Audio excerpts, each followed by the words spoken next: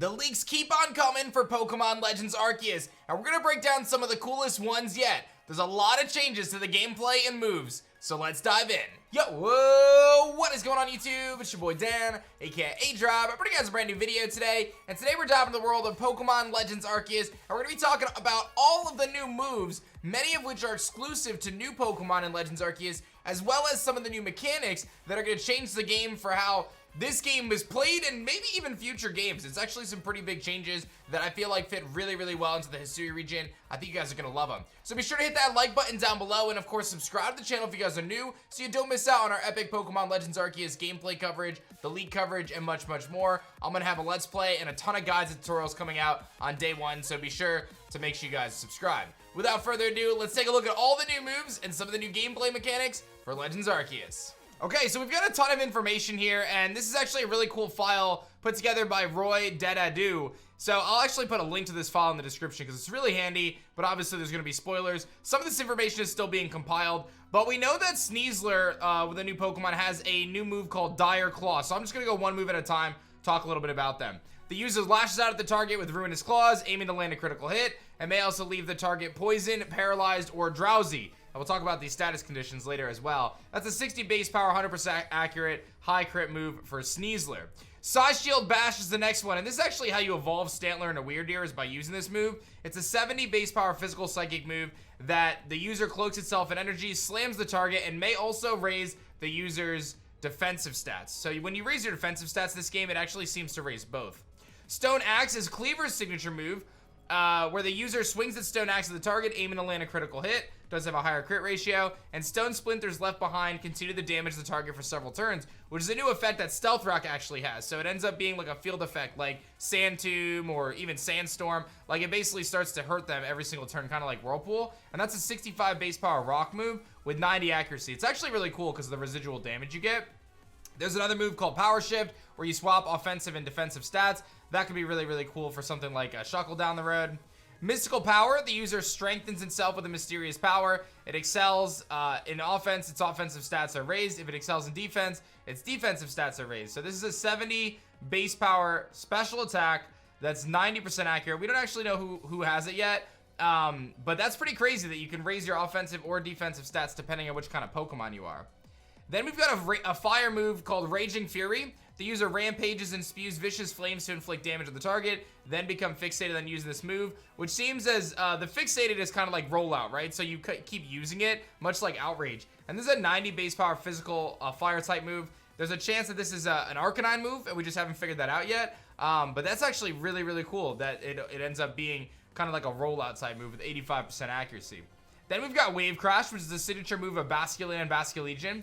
The user shrouds itself in water and slams it at the target, using its whole body to inflict damage. This also inflicts damage to the user, which is 33%, and it raises your action speed. So you can actually kind of change your turn priority. If you guys don't know, based on using Agile or Strong Styles, you can change your turn priority and ultimately attack twice or whatever it may be in battle. This is a 75 base power water move.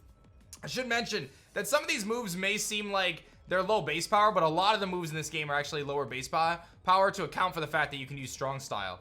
So the whole kind of system has been swapped around a little bit. There's a move called Chloroblast, which the user launches its mass chlorophyll to inflict damage to the target. It also damages the user and lowers the user's action speed. It's a 120 base special attack, so almost like Solar Beam in a way. That may be a Lilligant move. I guess that could also be a Voltorb move. We don't know for sure. Mountain Gale is an ice type move that Avalugg gets, the new Hisuian Avalugg, where it hurls giant chunks of ice at the target to inflict damage, and may also cause the target to flinch, 30% chance. So this is basically a better Icicle Crash with a little less accuracy. It's 85% accurate, but 100 base power. That's a very strong move in this game. Then we've got some other moves. We don't know what these are related to. Victory Dance. The user performs a dance to usher in victory. It raises the user's offensive and defensive stats and increases the damage dealt by the user's moves by 50%. That could be a Lilligant move because this whole thing is about dancing, but I'm not positive. Headlong Rush, the document doesn't say it, but I actually know that this is a ground type move for Ursaluna. The user smashes into the target in a full body tackle. It also lowers the user's defensive stats. It's 100 base power physical attack that's basically close combat, but it's a ground move. So it's not quite as good as Earthquake. Earthquake would just be better, but it's a signature move of Ursaluna, the new Ursaring evolution. Then you've got Barb Barrage, which is a signature move of Overquill or Quillfish Hisui in form, where you launch toxic barbs to inflict damage. You have a 30% chance to poison, and if they have a status condition, this is it's doubled. So this is kind of like Venoshock, but better, right? It's a physical Venoshock, but it's actually better. So that's pretty cool. Braviary has a signature move called Esper Wing. The user slashes the target with aura-enriched wings. The user also increases its action speed, and it has a higher chance of landing a crit. 90, I believe this is a psychic type move. 90 accuracy, 75 special. Zoroark has a signature move called Bitter Malice. It attacks the target with a spine-chilling resentment. It may also leave the target with Frostbite, which we'll talk about in a little bit. And it's also doubled if they have a status condition, so much like Venoshock, and also similar to Barb Barrage from Quillfish. Shelter, the user makes its skin as hard as an iron shield, raising its defensive stats. Incoming moves are more likely to miss. This is Hisui and Gudra's move. He boosts his defensive stats, and then he actually increases evasiveness, which is kind of busted, to be honest. Then we move to the starter signature moves. A fighting type move for Decidueye, getting triple arrows. It delivers an axe kick, then fires 3 arrows. The chances of future attacks hitting critical hits also lowers the target's defensive stats. So very, very good to set up for a fight. Infernal Parade is Typhlosion's special attack, which is a 60 base power ghost type move, where you hit them with a bunch of fireballs. You have a potential to leave a burn, and if they're status, you do double damage, which is actually very epic. And then Samurot's move is 65 base power, 90 accuracy with a crit boost. It slashes its blade. It's a dart type move. At the target, aiming to land a crit. Shell splinters left behind will continue to damage the target for several turns. So much like we saw with Stone Axe, which is Cleaver's move, the secondary residual effect of leaving extra damage afterwards. Then we've got signature moves for the Genies. Springtide Storm, 95 special attack fairy move, where you have additional effects depending on the user's form. You got Bleak Windstorm, has a chance to leave Frostbite for Tornadus. That's a very good move, 95 special attack. It's basically Hurricane, but a little more accurate. Wild Bolt Storm has a chance to leave Paralysis, but again, these are not super accurate moves. And Sandseer Storm has a chance to burn, so almost a better Scorching Sands, but a signature move for Landorus. Then we've got 2 other moves called Lunar Blessing. The user heals its own status conditions and restores its HP 50%. Also has a higher chance to dodge. And then last but not least is Take Heart. The user lifts its spirits, healing its own status condition and raising its offensive and defensive stats. That sounds like it could be a Manaphy thing, but we're not exactly sure. Again, this information is being filled out by the community as we play the game, so it's very interesting. In fact, like I said, some of the stuff I actually know on here that's not on the dock yet, so pretty cool stuff. Some really cool moves. Again, nothing like super overwhelming from a power perspective, but again, a lot of the moves got adjusted in this game to be lower base power to kind of account for the fact that you have the 2 different strike styles. So I think that that's actually really dope. And I had mentioned that there's actually some new mechanics. We'll talk about those here as well very briefly. We've got the Frostbite mechanic, which instead of being frozen, you basically get frostbitten, and it's basically the opposite of burn. So Frostbite means that you're dealing less special attack damage every turn, and you also get hurt by Frostbite every turn. I really hope that this goes into the future games, because instead of freeze is such a dumb mechanic in Pokemon, guys. Like, being frozen for who knows how many turns, not being able to do anything is so bad.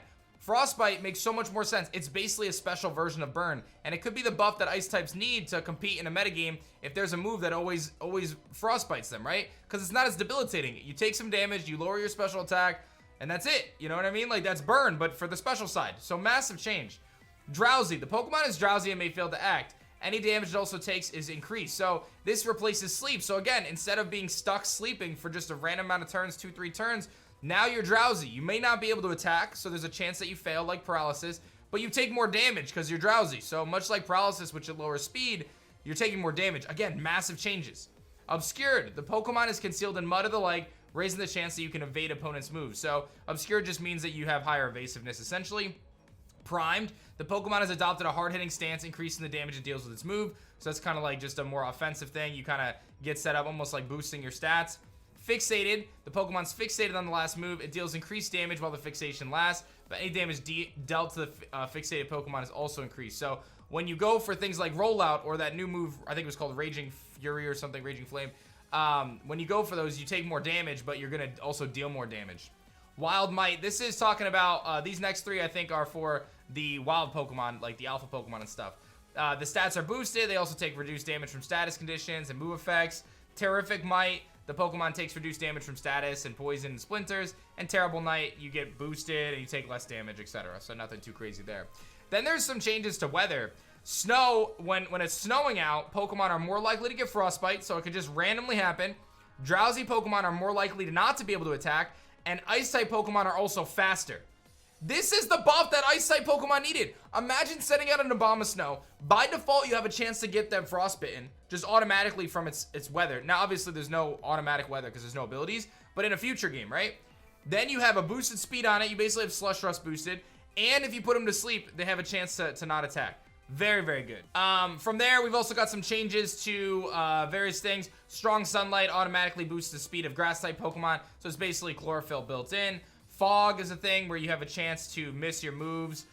Rain reduces the power of Fire-type moves, and Stealth Rock is now a new thing which sets up the Jagged Splinters, which can deal residual damage over turn, as we kind of talked a little bit about that. So some massive changes that could have implications for future Pokemon games, specifically the way Ice types and Snow are handled. Now, again, I know that they were changed because this game is different from our standard games, but I really hope they take some of the inspiration from this and move it to the next Gen 9 game, because this idea of Frostbite is exponentially better than just freezing a Pokemon and leaving him immobile. And I agree, I think that the idea of them being drowsy is also better than just having them fall asleep. So, some really cool stuff here, and I'm really excited about the future of Pokemon with these changes. I feel like we've taken a huge step forward here with Pokemon Legends Arceus. And I will say this, yes, they remove things like abilities and held items, but I will tell you guys, if you guys don't know, I've had the opportunity, I've said this in a few videos, I've actually got a copy, so I've been playing it. And I should also say that any of the footage that I use in my videos is not my own. I'm holding off until the game officially launches before I post my own stuff. But I don't feel like it's missing, right? Like, you don't, at no point have I missed held items. At no point have I missed abilities. Like, it's not a big deal. I really mean it. Like, the gameplay has other stuff to offer that makes up for it, in my opinion. So I'm honestly so hyped, and I really love these changes. So that's your breakdown of the new moves and the new kind of status conditions, mechanics, and everything like that. I hope you guys enjoyed this. Obviously, there's a little bit of information that is yet to be filled in, but we'll probably get that over the coming days. And again, I'll link the sheet in the description below, as I'm sure the owner of the sheet is going to continue to update it. So very awesome stuff. Be sure to like the video if you guys enjoyed it, and subscribe to the channel if you guys are new so you don't miss out on our epic Pokemon Legends Arceus content. Thanks for watching, guys. My name is Dan. I also go by aDrive, and I'll see you guys on the next one. Peace.